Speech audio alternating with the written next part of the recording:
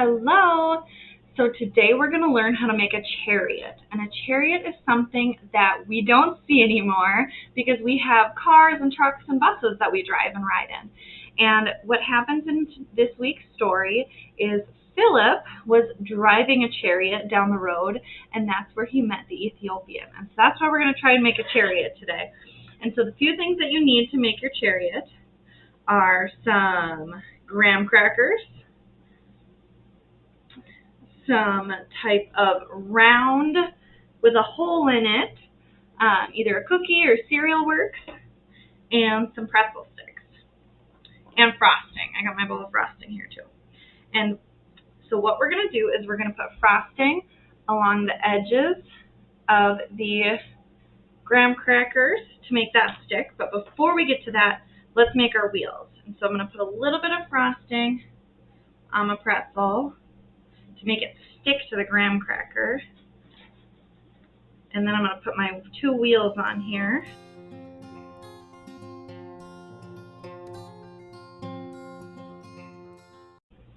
We'll let that dry for just a minute. But you got your two wheels on your big graham cracker base. And the other graham cracker, you're going to use two graham crackers. You're going to split one into all the little pieces for it. I'm just going to let those dry. And in today's story, the Ethiopian is not someone that Philip would have normally talked to. But he decided to stop and talk to him. And in doing so, he learned that the Ethiopian wanted to learn about God. And so Philip was talking to him and shared some of his experiences with the Ethiopian. And at the end of it, they baptized, which baptism is a super important part of our faith. I'll put frosting on my wheels now to put them on. Lots of frosting. Baptism is an important part of our faith because it's something Jesus told us to do. Not because it's cool to get wet in water and play with water, but because Jesus wanted us to baptize people. There's my other wheel. All right. I got my one chariot wheel on. And the trick is you have to let your frosting dry. Otherwise, it doesn't work so well.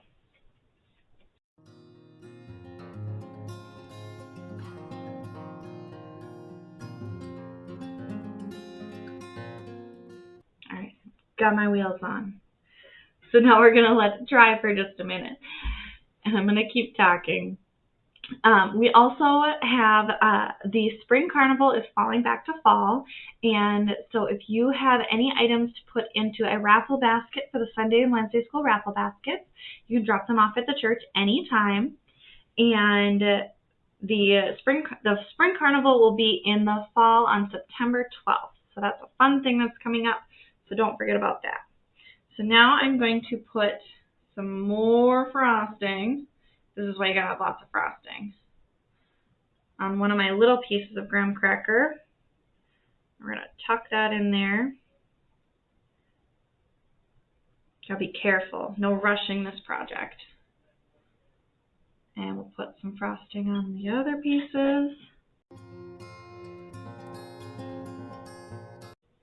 And then there we have our chariot. Kind of looks like a little wagon, but there's no back to it. So back in the day, this is what people used to ride around on. Can you imagine trying to fit your whole family on a chariot? I don't think it would have worked very well. And there we go. And so Philip and the Ethiopian were not people that would normally talk to each other, but in doing so, they learned that they both love God and love Jesus, and through the Holy Spirit kind of leading them together, they became a child of God through baptism. So after all that, I hope to see you guys soon. Bring in those carnival basket items and enjoy eating your yummy chariots.